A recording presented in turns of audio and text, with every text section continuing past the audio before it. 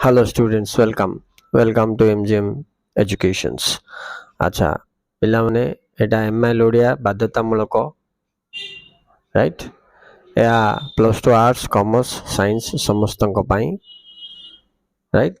ତେଣୁ ପିଲାମାନେ ଏବେ ଆମେ ଗୋଟେ ବିଷୟ ପଢ଼ିବା, ତାର MCQ ଦେଖିବା। ବନ୍ଦୀର ବିରହ ବ୍ୟଥା। ଲେଖକ କିଏ?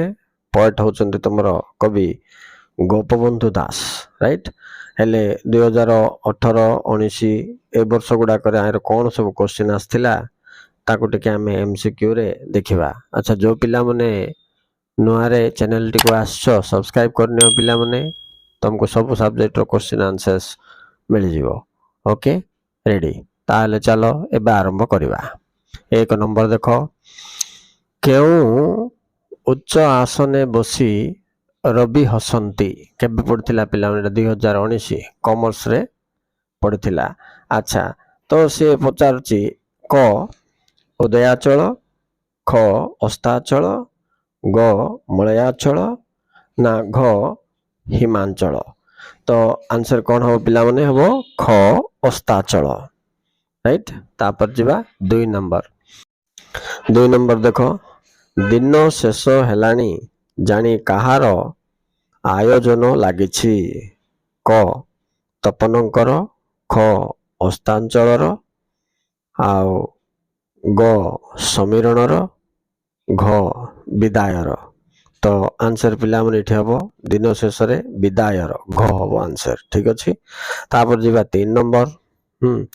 ତନୁଗିରିଙ୍କ ଶିରରେ ସୂର୍ଯ୍ୟ କ'ଣ ଦିଅନ୍ତି? ତ ପଚାରୁଛି ସେ କ ସୁନା ମୁକୁଟ, ଖ ହୀରା ମୁକୁଟ, ଗ ରତ୍ନ ମୁକୁଟ, ଘ ହେମ ବରଣୀ ପାଟ। ତ ଆନ୍ସର ହେବ ପିଲାମାନେ ଘ ହେମ ବରଣୀ ପାଟ। ତାପରେ ଚାଲ ଯିବା 4 ନମ୍ବର। ଅନୁରାଗ ରଙ୍ଗ କାହା କପାଳରେ ପ୍ରକାଶିତ ହୋଇଛି? କ ପ୍ରାଚୀ, ଖ ଅବାଚୀ, ଗ ପ୍ରତୀଚୀ, ଘ ଉଦିଚୀ। ତ ଆନ୍ସର ହେବ ପିଲାମାନେ କ ପ୍ରାଚୀ। ତାପରେ ଯିବା 5 ନମ୍ବର ପିଲାମାନେ ଦେଖ, ସୂର୍ଯ୍ୟ କେଉଁ ରଙ୍ଗର ପାଟ ଦିଅନ୍ତି ବୋଲି ବର୍ଣ୍ଣିତ? ଏଇଟା 2018ରେ କମର୍ସକୁ ଆସିଥିଲା ପିଲାମାନେ। କ ଶୁଭ୍ର ବର୍ଣ୍ଣୀ, ଖ ରକ୍ତ ବର୍ଣ୍ଣୀ, ଗ ହେମ ବର୍ଣ୍ଣୀ, ଘ ନୀଳ ବର୍ଣ୍ଣୀ। ତ ଆନ୍ସର ହେବ ପିଲାମାନେ ଗ ହେମ ବର୍ଣ୍ଣୀ। ଠିକ୍ ଅଛି। ଆଚ୍ଛା, ତାପରେ ଯିବା 6 ନମ୍ବର। ବନ୍ଦୀ କ'ଣ ଦେଖିବାକୁ ଇଚ୍ଛା କରି ଦ୍ୱାର ବନ୍ଦ ନ କରିବାକୁ ସିପାହୀଙ୍କୁ ଅନୁରୋଧ କରିଛନ୍ତି? ଦେଖ, ଏଇଟା ବି 2018 ଆସିଛି ପିଲାମାନେ ସାଇନ୍ସକୁ। ଆନ୍ସର କ'ଣ ହେବ ଦେଖ, କ ପ୍ରଣୟ ପ୍ରବାହ ନା ଖ ପ୍ରଣୟ ବିଷ ନା ଗ ବିରହ ବିଷ ନା ଘ ଅନୁରାଗ ରଙ୍ଗ। ତ ଆନ୍ସର ହେବ ପିଲାମାନେ କ ପ୍ରଣୟ ପ୍ରଭାବ। ତାପରେ ଯିବା 7 ନମ୍ବର ଦେଖ, ଏବେ ଗୋପବନ୍ଧୁଙ୍କର ଅବରୋଧର ସମୟ କ'ଣ ଥିଲା? କ ସକାଳ, ଖ ମଧ୍ୟାହ୍ନ, ଗ ଗୋଧୂଳି କାଳ, ଘ ରାତି। ତ ଆନ୍ସର ହେବ ପିଲାମାନେ ଗ ଗୋଧୂଳି କାଳ। ଏବେ ଯିବା 8 ନମ୍ବର। ନାନା ରଙ୍ଗେ ଚନ୍ଦ୍ର ଆତପେ ଆଚ୍ଛାଦିତ ଅମ୍ବର। ଏଠାରେ ଅମ୍ବରର ଅର୍ଥ କ'ଣ? କ ଲୁଗା, ଖ ଚାନ୍ଦୁଆ, ଗ ଆକାଶ, ଘ ସୂର୍ଯ୍ୟ। ତ ଆନ୍ସର ହେବ ପିଲାମାନେ ଗ ଆକାଶ। ତାପରେ ଯିବା 9 ନମ୍ବର। ଦେଖ, ଯମଦୂତ ବୋଲି କବି କାହାକୁ କହିଛନ୍ତି? କ ଜେଲର ସିପାହୀକୁ, ନା ଖ ସହବନ୍ଦୀକୁ, ନା ଗ ଇଂରେଜ ଶାସକଙ୍କୁ, ନା ଘ ଗଡ଼ଜାତ ରାଜାଙ୍କୁ। ତ ଆନ୍ସର ହେବ ପିଲାମାନେ ଏଇଟା କ ଜେଲର ସିପାହୀଙ୍କୁ। ଠିକ୍ ଅଛି। ଏବେ 10 ନମ୍ବର ଚାଲ। ସୁନ୍ଦର ସରୋଜ ଚରଣରେ କିଏ ଜଡ଼ିତ? କ ପଙ୍କ, ଖ ମୀନ, ଗ ଅହି, ଘ ବିଷ। ତ ହେବ ପିଲାମାନେ ଗ ଅହି। ଚାଲ ତାପରେ 11 ନମ୍ବର ଯିବା। ଅନୁଭବୀର ନେତ୍ରରେ କ'ଣ ଦେଖାଯାଏ?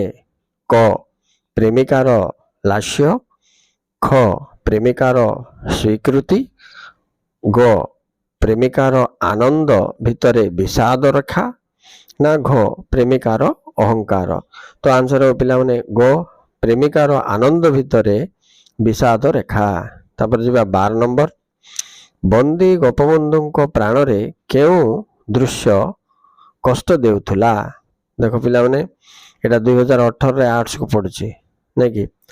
ପଚାର ଦେଖ, କ ଅନ୍ୟ ଜଣେ ବନ୍ଦୀ ପ୍ରତି ଅତ୍ୟାଚାର, ନାଇଁ ନା ଖ ହବ ସନ୍ଧ୍ୟାର ବିରହ ଦୃଶ୍ୟ, ନା ଗ ହବ ଅସ୍ତକାଳୀନ ସୂର୍ଯ୍ୟର ସ୍ନିଗ୍ଧ କିରଣ, ନା ଘ ହବ ନୀଳ ବାହୁଡ଼ା ପକ୍ଷୀମାନଙ୍କ ଆଗମନର ଦୃଶ୍ୟ। ତ ପିଲାମାନେ ଏଇଟା ହବ ଆନ୍ସର ଖ ସନ୍ଧ୍ୟା ବିରହ ଦୃଶ୍ୟ। ନେକ୍ସଟ ଯିବା 13 ନମ୍ବର, ପ୍ରଣୟ ପାୟୁଷୀରେ କଣ ମିଶିଛି? ନାଇଁ କ ମିଳନ ଅମୃତ, ଖ ବିରହର ବିଷ, ଗ ପ୍ରତିକାରର ହଳାହଳ, ନା ଘ ନିର୍ଯାତନାର କୁଟିଳତା। ତ ଆନ୍ସର ହବ ପିଲାମାନେ ଖ ନମ୍ବର ବିରହର ବିଷ।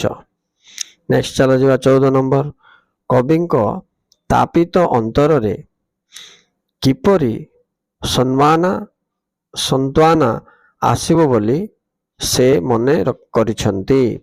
କ ଜେଲ ଭିତରେ ରହିଲେ, ନା ଖ ମୁକ୍ତି ପାଇଗଲେ, ନା ଗ ପ୍ରକୃତି ମଧ୍ୟରେ ସମାହୃତ ବେଦନା ଦେଖିଲେ, ନା ଘ ସିପାହୀ ତାଙ୍କୁ ଜେଲ ଭିତରେ ଆବଦ୍ଧ ନ କଲେ। ତ ଆନ୍ସର ହବ ପିଲାମାନେ ଗ ନମ୍ବର ପ୍ରକୃତି ମଧ୍ୟରେ ସମାହୃତ ବେଦନା ଦେଖିଲେ। ଚାଲ ଏବେ ଯିବା 15 ନମ୍ବର, ସୂର୍ଯ୍ୟାସ୍ତ ସମୟରେ ଗଛ ଗୁଡ଼ିକର ଛାଇ ଲମ୍ବି ଯାଇଥିବାରୁ କବି କଣ କଳ୍ପନା କରିଛନ୍ତି?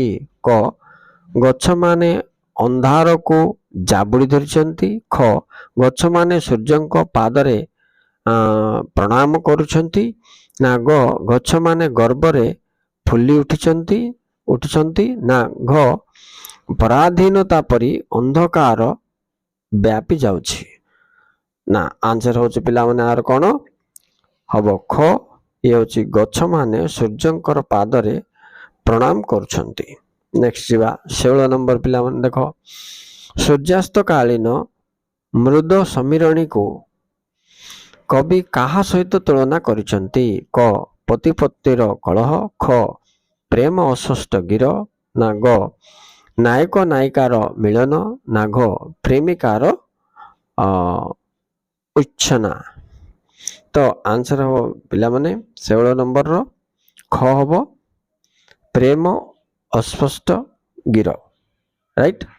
ଏବେ ଚାଲ ଯିବା 17 ନମ୍ବର ପିଲାମାନେ, ସନ୍ଧ୍ୟାକାଳୀନ ମୃଦୁ ସମୀରଣ ବୋଲେ ବାୟୁ ରେ ସୂର୍ଯ୍ୟ ପ୍ରେମିକାର କାନରେ କଣ କହୁଥିଲେ?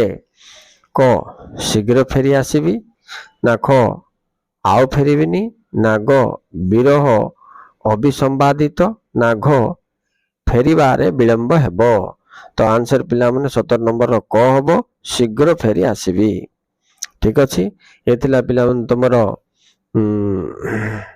ବନ୍ଦୀର ବିରହ କଥା, ଗୋପବନ୍ଧୁ ଦାସ ଲେଖିଥିବାଟା। ସେ ଜେଲରେ ଯେତେବେଳେ ଥିଲେ ସେତେବେଳେ ସନ୍ଧ୍ୟା କାଳର ବାହାର ବାତାବରଣ ଇତ୍ୟାଦି ଦେଖି ପ୍ରକୃତିର ସୌନ୍ଦର୍ଯ୍ୟକୁ ଜୀବନ ସହିତ ଯୋଡ଼ି ଏ ବିଷୟରେ ବ୍ୟାଖ୍ୟା କରିଥିଲେ। ତାର କେତେ ଗୋଟେ କ୍ୱେଶ୍ଚିନ୍ ଆମେ ଦେଖିଲେ।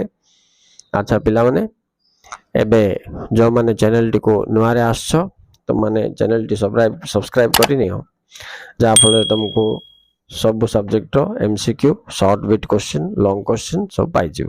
Thank you very much for watching students. Thank you very much.